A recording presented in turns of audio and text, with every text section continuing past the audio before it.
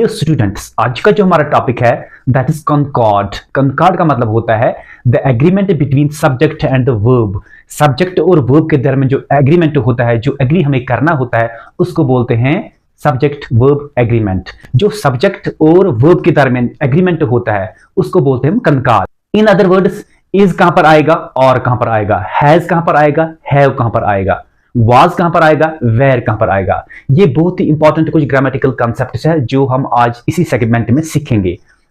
So subject verb agreement refers to the grammatical rule that the verb in a sentence must agree in number with the subject of the sentence.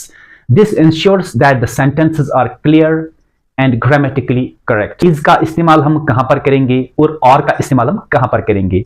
आप सबको पता है is singular और are is plural. मिसाल के तौर पर the boy is playing, boy is playing, boy singular subject है, इसके साथ सिंगुलर वर्ब आएगा। अगर हम बोलेंगे द बॉयज, उसके साथ आएगा आर, बॉयज आर प्लेइंग। इसी को हम बोलते हैं सब्जेक्ट वर्ब एग्रीमेंट। यानी जो हम नंबर इस्तेमाल करेंगे, बॉय इज सिंगुलर, इसके साथ वहां पर इज आएगा, और बॉयज इज प्लूरल, इसके साथ नंबर वहां से आर आएगा। जो भी नंबर आएगा सिंगुलर नंबर के साथ हम सिंगुलर वर्ब इस्तेमाल करते हैं, और प्लूरल नंबर के साथ हम प्लूरल सिंगुलर सब्जेक्ट के साथ हम सिंगुलर इस्तेमाल करते हैं, और प्लूरल सब्जेक्ट के साथ हम प्लूरल वर्ब इस्तेमाल करते हैं। इसको बोलते हैं सब्जेक्ट वर्ब एग्रीमेंट।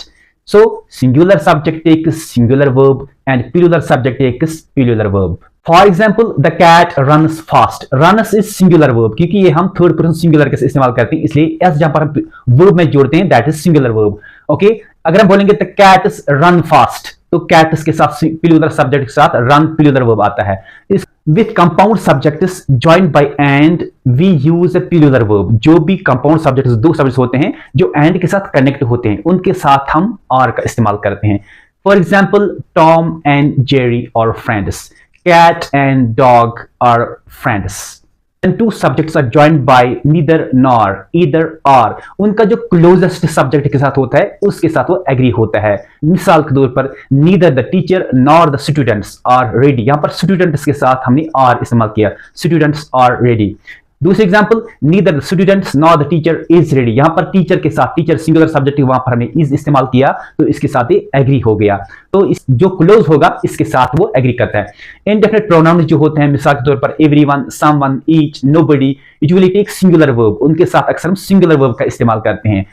मिसाल के तौर पर everyone loves holidays. Everyone is singular, यहां पर सिंगुलर सब्जेक्ट हम लव्स इस्तेमाल करते हैं, सिंगुलर सब्जेक्ट। फिर यहां पर एक एक्सेप्शन है, अ फ्यू के साथ हम आर का इस्तेमाल करते हैं। मिसाल के तौर पर a few of apples are rotten. Collective noun जो होते हैं team, jury extra, may take singular और plural verbs depending on the context। जिस context के हिसाब से हम इसको इस्तेमाल करेंगे वहां पर या तो is लगेगा या are लगेगा। collective nouns for example team, group, jury may take singular और plural verbs depending on the context। जो उनका context में मीनिंग होता है उसके हिसाब से उनको या तो singular verb इस्तेमाल करेंगे या plural verb इस्तेमाल करेंगे। मिसाल के तौर पर the team is winning, यहां पर हमने टीम को as singular इस्तेमाल किया।